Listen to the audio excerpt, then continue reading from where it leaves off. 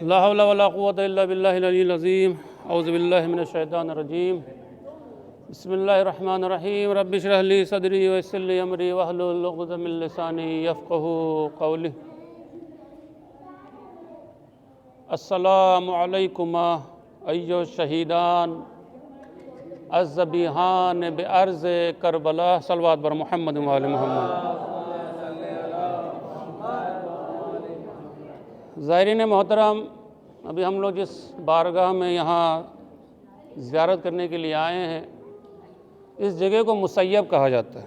مسیب کے نام سے بھی مشہور ہے یہ جگہ، جو کربلا معلیٰ سے تقریباً 35 کلومیٹر کے فاصلے پر یہ مقام، یہ جگہ موجود ہے، اور اسے طفلان مسلم بھی کہتے ہیں۔ جناب مسلم ابن عقیل علیہ السلام کے جو دو فرزند تھے، محمد ابن مسلم ابن عقیل اور ابراہیم ابن مسلم ابن عقیل، دونوں کا روضہ اندر موجود ہے۔ انشاءاللہ آپ لوگ وہاں جائیں گے، دونوں کی زیارت کریں گے، محمد ابن مسلم ابن عقیل اور ابراہیم ابن مسلم ابن عقیل۔ ابھی ہم لوگ جو زیارت پڑھیں گے طفلان مسلم کی، اس زیارت کے آخر میں ایک فقرہ آتا ہے: السلام علیکم ایھا الشہیدان الذبیحان القتیلان بارض کربلا۔ کیا لفظ استعمال ہو رہا ہے؟ بارض کربلا۔ دو روایتیں ہیں جناب مسلم ابن عقیل علیہ السلام کے فرزندوں کے بارے میں۔ ایک روایت یہ بھی پائی جاتی ہے کہ جس وقت جناب مسلم ابن عقیل علیہ السلام سفیر امام حسین بن کر کوفے میں آئے تو دونوں بچے بھی ساتھ ساتھ کوفے میں موجود تھے۔ یہ ایک روایت جو آپ لوگ سنتے رہتے ہیں۔ دوسری روایت کہ جناب مسلم ابن عقیل علیہ السلام کے شہادت کے بعد جب یہ اہل بیت علیہ السلام کا قافلہ جو ہے کربلا پہنچا تو یہ دونوں بچے کربلا میں بھی موجود تھے، اس لیے کہ زیارت کے فقرے میں خود ہی بیان ہو رہا ہے کہ السلام علیکم ایھا القتیلان الذبیحان بارض کربلا، کہ ہمارا سلام ہو ان دونوں بچوں کے اوپر کہ جن کی شہادت جو ہے کربلا میں واقع ہوئی ہے۔ عزیزان محترم، جس وقت جناب مسلم ابن عقیل علیہ السلام سفیر امام حسین بن کر سرزمین کوفہ پہنچے اور جناب مسلم علیہ السلام کی شہادت واقع ہو گئی، شہادت ہے جناب مسلم ابن عقیل کے بعد حاکم نے اعلان کیا، کسی طریقے سے پتہ چل گیا کہ جناب مسلم ابن عقیل کے فرزند بھی اسی کوفے کے اندر موجود ہیں، تو اس نے حکم دیا کہ دونوں بچوں کو پکڑا جائے، اس لیے کہ دونوں بچے کوفے میں قاضی شریح کے گھر موجود تھے، اور جب قاضی شریح نے محسوس کیا کہ لوگوں کو پتہ چل چکا ہے، لہٰذا میری جان بھی خطرے میں ہے، دونوں بچوں کی جان بھی خطرے میں، لہٰذا اس نے اپنے بچے اسد سے کہا کہ دیکھو آج صبح میں قافلہ یہاں سے جو ہے مدینے کے لیے نکلنے والا ہے، لہٰذا دونوں بچوں کو جو ان کے حوالے کر دینا۔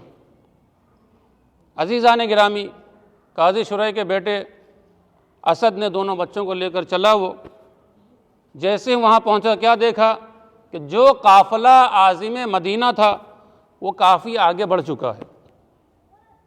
دونوں بچوں کو چھوڑ دیا، ننھے بچے چلتے چلتے، قافلہ کافی آگے نکل چکا تھا، دونوں بچے راستہ بھٹک گئے، اور عبید اللہ ابن زیاد نے اعلان کر دیا تھا کہ جو بھی تم دونوں بچوں کو پکڑے گا اسے انعام دیا جائے گا۔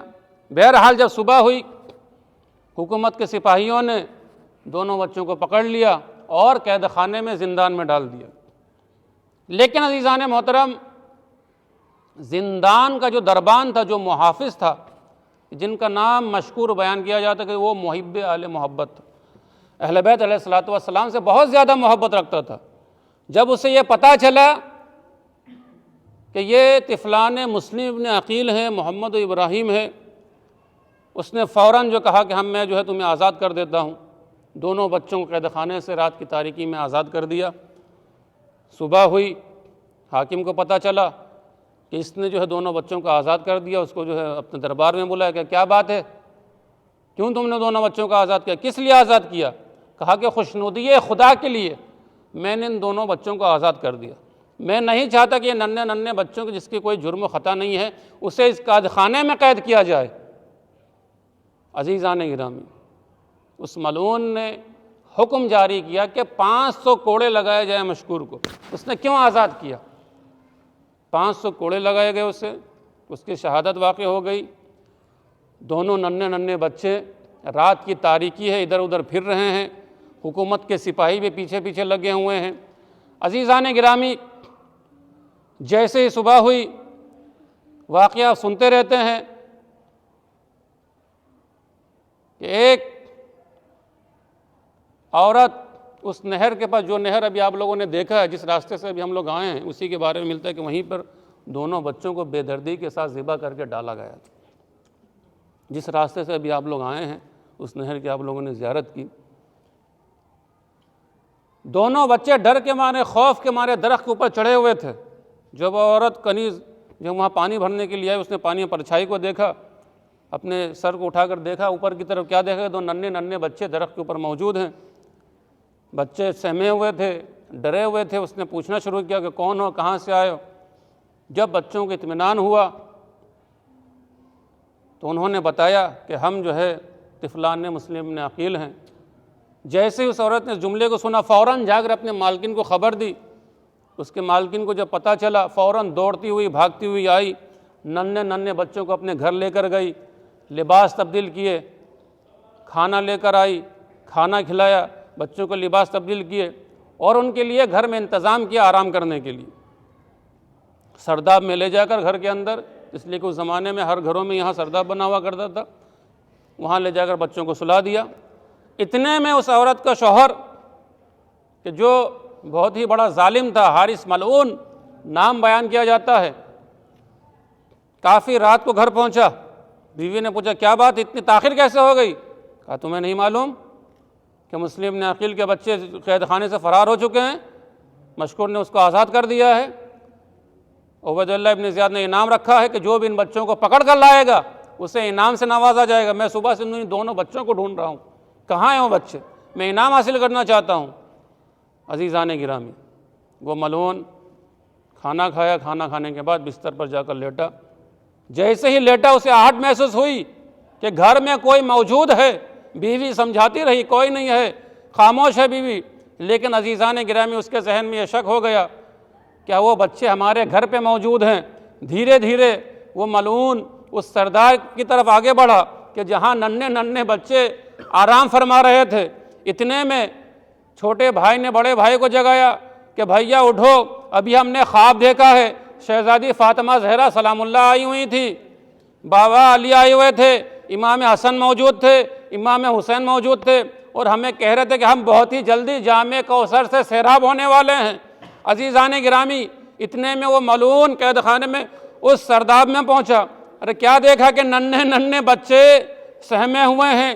قریب پہنچا، قریب پہنچنے کے بعد دونوں بچوں کے رخساروں پر زوردار تماچا رسید کیا۔ ارے ننھے بچے ادھر ادھر گرتے پڑتے چلے گئے۔ عزیزان گرامی، اس ملعون کو بچوں پر رحم نہیں آیا، کہا کہ تمہیں قتل کر دیا جائے گا۔ ان کے ہاتھوں کو باندھا گیا، پیروں کو باندھا گیا۔ عزیزان گرامی، ننھے بچے فریاد کرنے لگے کہ ہمیں چھوڑ دو، ہماری کیا خطا ہے۔ لیکن جب صبح ہوئی، دونوں بچوں کو لے کر گھر سے نکلا۔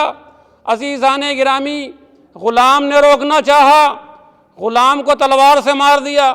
بیٹے نے روکنا چاہا، بیٹے کو قتل کر دیا۔ زوجہ نے روکنا چاہا، زوجہ کو بھی تلوار مار دی۔ عزیزان گرامی، دونوں ننھے بچوں کو فرات کے کنارے لے کر گیا۔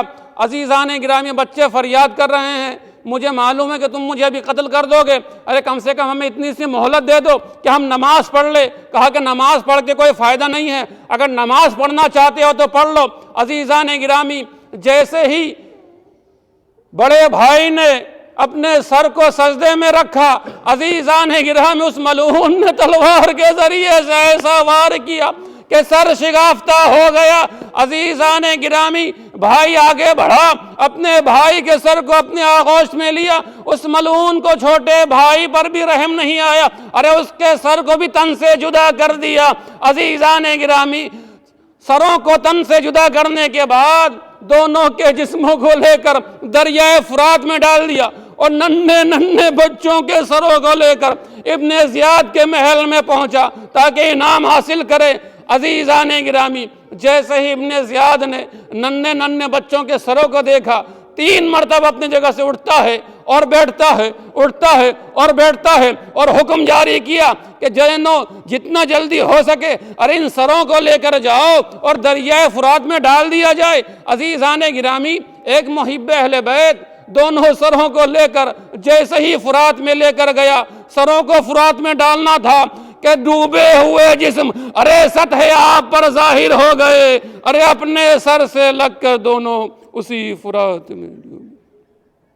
انا للہ و انا الیہ راجعون، رضا بقضاء و تسلیما، الا لعنۃ اللہ علی قوم الظالمین، سیعلم الذین ظلموا۔